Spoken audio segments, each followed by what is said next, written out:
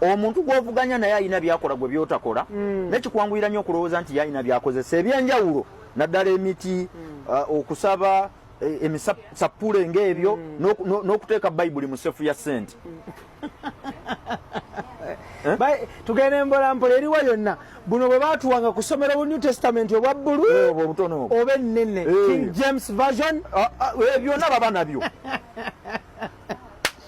ya Allah waliwo we nagenda ne ndaba seefu sayidi ne sayidi zombi kuliko sapule zireebeeta ku seefu ng'oli ye strategy gyakozesa okuattractinga bakasitoma abangi zikusanze ojja gwa ne sapule zo so omuntu abeere willing okuteekamu 10% beera willing okukola ebintu ebikolebwa abantu b'ovuganya nabo n'okusinga kye bakoze yensonga lwaki bw'obeera ovuganya n'omuntu afaayo nnyo ku byokola n'okusinga bwafa ku bibye alaba otambuza otya ekintu wali owuliddeko enjogera egamba mind your business eyo tekola mu business ekigambo mind your business kikola mu bano ba social workers ali eyo mu byalo you don't have to mind their business as long as they are social workers. You don't have to. Sinafuya. But in business you must mind what other businesses are doing. Oteko kubango. Okusigala ngoli mu competition. Oyinza okudde engulunga budde bukedde. Ng'obadde okimanyi nti omuntu ayinza okubeera nga akopintinga nawe naye nga tokimanyi. Waliwo omukwano gwange yangamba nti alina akakodyo kakozesa okugoba banneighbours be. Bw'ojja n'omuteeka business mu mbiriza gobawo totegedde. Atya. Agenda n'aleeta ekintu ky'amanyi nti abantu tebakigula. N'afuna mikwano gye ebiri bw'abawa ssente. Bwe bajja abireeta leero ne bajja mikwano gye n'abizinga n'akulaga nti abibawa sitooko naggwawo. Kumba abitutteka.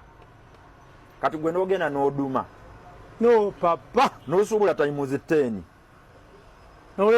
Noleta kapeti z'engatto nga nnyingi n'oteekaawo.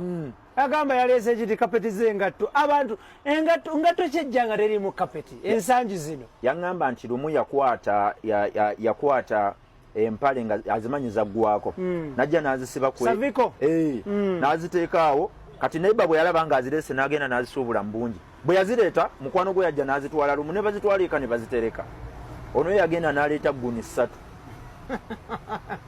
emyezi ejja nga zimutunuulira nga tatundangako yaddeemu. Mind what other people are doing, but be careful not to go overboard. Kubanga osobola okukola ekintu olw'okubanga olabye neighbor akikoze tomanyi baaleetedde tomanyi baatajetinga gwe nawe n'ojja n'okireeta n'ova mu katale nga tonnatuusa.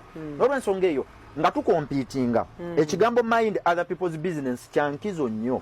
Yensonga lwaki Ibro olaba tewaliwo wano kampani ya byampuliziganya esobola kuleka ginnayo n'ekola promotional ads yo n'etazikola. Tekisoboka. Tekisoboka.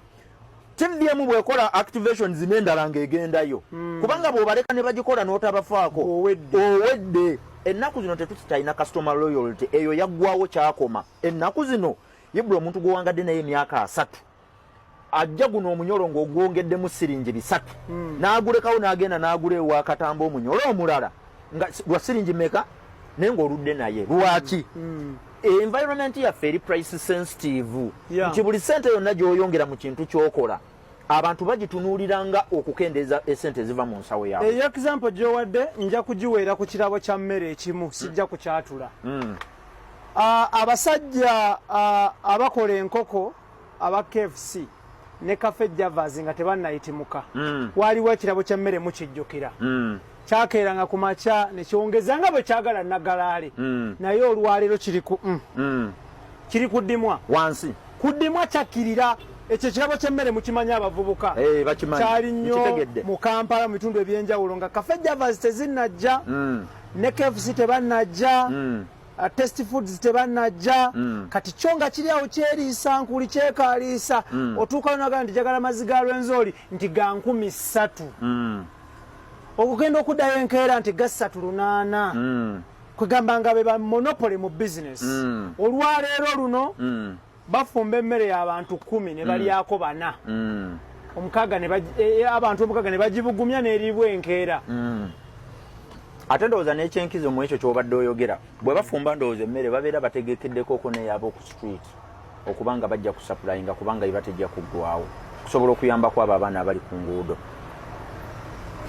business strategy bwebanga ogitegekeddemu charity nga ya buli lunaku obeera oli bubi ng'obaliddemu kuba ebyobwerere obeera oli bubi kubanga kizibu nnyo ennaku zino okukola amagoba agali over and above n'oba ng'osobola okusigazaawo sente ezikavaringa costs zonna z'otaddemu n'osigazaawo ne sente nga gwe wagamba nti buli lunaku ngenda kujjako tugeze emitwalo 10 ezo gy'abantu bengenda okuyambako obuyambi kikulu nnyo egyo nabadde nnyina akantu kentaddeyo nadde nnyina kyennoonya nataddeyo akantu ne mbuuza abantu nti kiki ekyalibaddewo kibuuzo ekyo nsobola okuddamu ne nkibuuza abalungi abatulaba kiki ekyalibaddewo singa tugamba nti sente ziri mu nsi yonna tuzikwata ne tuzigabira abaavu ki ekisobola okubaawo simanyi obwavu bweyongera butya obwavu bweyongera nga abagagga bejjeko esene ne baziwa abaavu obwavu bweyongerera ddala tuyinza n'okwerya enkuta ayino bwe butuuka ate kati bo bagenda zikozesa ki abaavu